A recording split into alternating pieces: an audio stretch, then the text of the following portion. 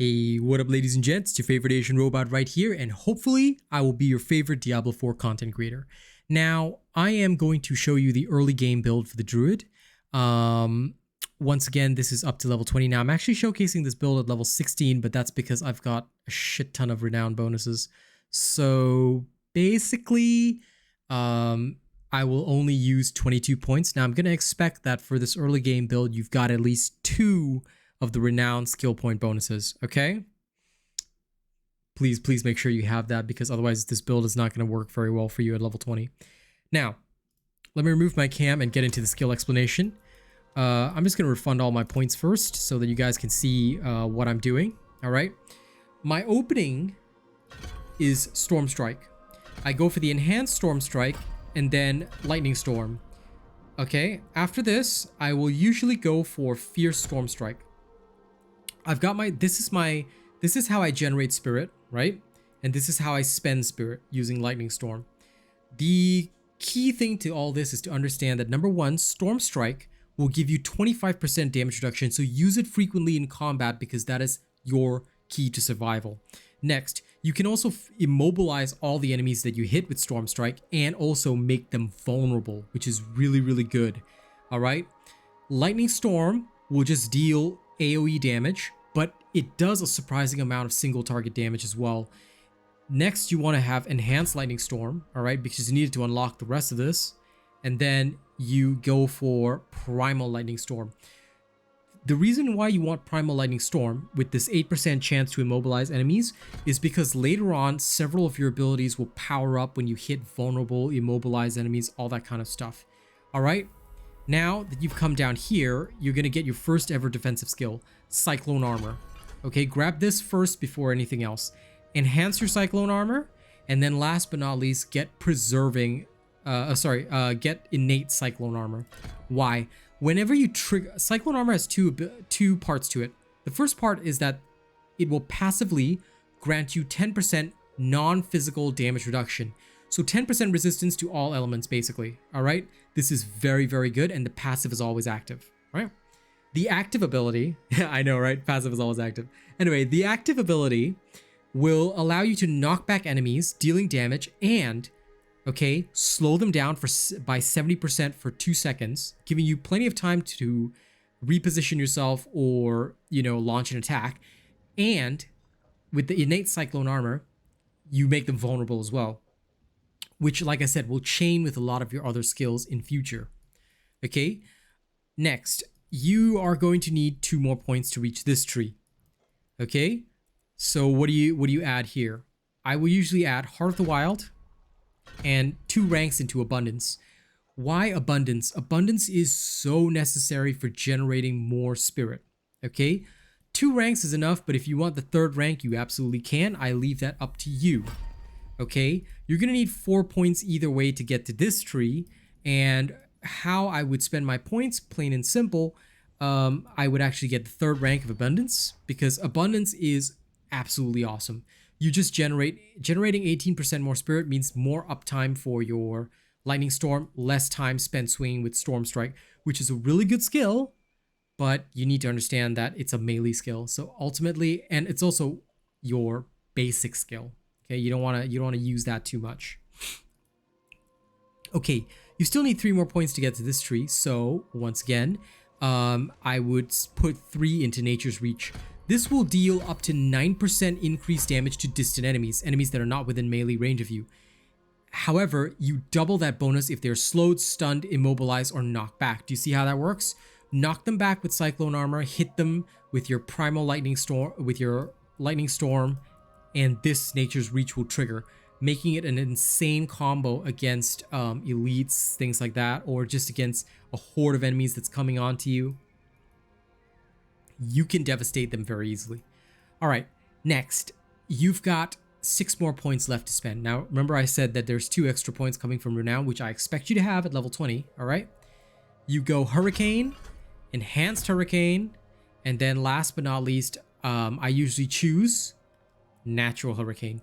Now, Savage Hurricane can also be really, really good, but I genuinely leave this choice up to you, because if you find that, you know, you don't really need the damage reduction, go with Natural Hurricane, because having the extra vulnerables is awesome. But if you feel that you are not surviving enough, you're finding survival very difficult, go with Savage Hurricane. Okay, Savage Hurricane basically allows this whole hurricane to give you 20% damage reduction for the 8 seconds that it's active, which can really help you in more difficult fights. But again, do it based on whether or not you're surviving enough. If you find that you're surviving enough, you like late game, you've got more than enough resistances, don't hesitate to use Natural Hurricane instead. Yeah? Okay. You've got 3 points left, and you're going to need 4 to unlock the next tier. Where are you going to put your 3 points? All right. Trample. This is your insane single target damage, and it's also your get out of jail free card. Every 14 seconds, you can become unstoppable and charge an enemy, not only stunning them if you knock them into terrain, okay, but also becoming unstoppable. So if an enemy stuns you, trample them, and then hit them with the knockback and then just unleash on them. That is one of the combos that you would use in PvP, but it's also one of the combos you can use against bosses, elites, things like that. Well, bosses can't really be knocked back, but elites, easily, all right? So I would go Enhanced Trample, and then now you've got a choice. You can go Natural Trample or Savage Trample, but since this is a Storm Druid build, which you can already see from the type of skills that we're using, the Fortify is not going to help you, so I just go Savage Trample. All right, getting 20 spirit back just helps you have more lightning to unleash, which is really awesome. Okay, and that is 22 points spent. Where are you going to spend your next set of points? Well, what I do is I would go Elemental Exposure, okay, allowing all your storm skills to make enemies vulnerable, 10% chance, yeah. Then I would go for Cataclysm, my ult, and then Prime Cataclysm. This is where I'm going next, okay? But this is because I've got bonus skill points, so I did that. Next up, you'll see the combat clips of how to play this build, where I literally conquered Turdalar, which I'm still in Turdalar, but I came here at level 16 and just conquered the stronghold so I could get my spirit boons early. And I will show you through those combat clips how to actually play this build. So thank you very much for watching this video on the early game Druid. I hope this helps you understand this amazing class, because the other popular builds are, of course, the Were Druids, but I very much prefer the Storm Druid because it's similar to my Necromancer in the sense that it's got a lot of AoE potential. And I tend to find that clearing hordes fast is my proper way of doing things. So I hope you guys enjoy this build as much as I do, and of course I will have the mid-game build done as soon as I possibly can, while also working on the next Necro build. In the meantime, enjoy the combat clips, and don't forget to like, share, and subscribe. Before I go though, let me quickly thank the channel members who make all this possible. By the way, Sinner, thank you so much. Sinner and NM3, you guys are amazing. Thank you so much for being amazing donors to my stream. And here are our top channel members who make all this shenanigans possible. Guys ready? Yeah. Starting right at the very top at Plus Ultra, we have Death Dawning 982 at Plus Ultra, our top channel member. We've got Jerry Fast, Rogue Assassin, Omis Screen Buff, Zach, and FG. They're all prestige. Thank you guys so much. You guys are amazing. Thank you to my lovely honored robots as well. Rena, the Mighty Zeno, Chase Taylor, Scuddy, Nathan Strong, Sabingu, AKJ, Lady Neo, Bob John, Joey Danze, A. Ripley, Daraverse, Che D12, I'm Peeps, Syed Assad, Tuan Nguyen, T King, Coda CMF, Kami SMH, Conrad C, Nate the Great, Corey Ryu, Benjamin Savage, and of course, thank you very much to our cool and weird bots as well. Enjoy the combat clips, and I'll see you on the next video. Have fun with the build. Okay, so just to demonstrate how the build works, I'm currently doing Tur Dolrar at level 15 because I've got all my renown bonuses and whatnot. But basically, the Druid is very powerful. And your focus should be on using your abilities in the right situations. So for example, I usually start out with my Spirit Gainer, then I spend on the Lightning Bolts, and I've got a couple of seconds to extend the Lightning Bolts if I want to. Alright, but I'm not going to in this instance. I'll wait till I can show you. Okay. So if I've got a single target enemy that is fairly strong, I'll hit them with the Werebear form. Then I'll use lightning for as long as I've got spirit. Try to dodge around their attacks. And then just keep using lightning as much as I can. If I see them pulling off attacks like this, of course I'll try and dodge. Take my potions as and when needed. Because you don't have a lot of sustain in the early game. Why? Because there's going to be enemies at melee range. So I open with Hurricane first.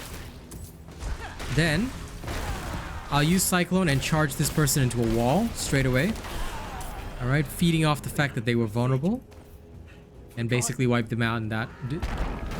Okay. There's the Tormented Druid Spirit. Now again, if you are in melee, alright, but if you are near a wall, charge. Just use your trample. Alright? Get some distance, then use your lightning. You can use your evasion to create distance, thereby playing off the ability that gives you more damage to distance enemies. Wild Hearts, I think that's the one. Is it? Let me just check.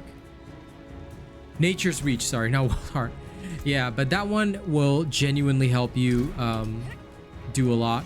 Especially, like, you don't really need your ult to get like the kills on enemies. You can actually kill them quite well without your ult.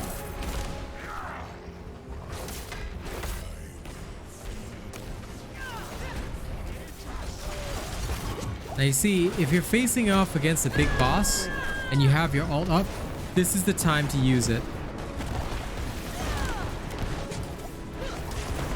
But just be aware that like your abilities are not like, this is like, you can't just like face tank everything, especially in the early levels, because you don't have a lot of sustain. So just be very aware of that, even as you're fighting. Okay? Because if you end up in a bad situation, the only thing that's going to get you out of it is knowledge of your abilities and when to use them properly. Alright? So I never shy away from using potions, but you know, you will need to be aware that you can't just like spam your potions willy-nilly. Especially in the early druid levels, you suffer a lot.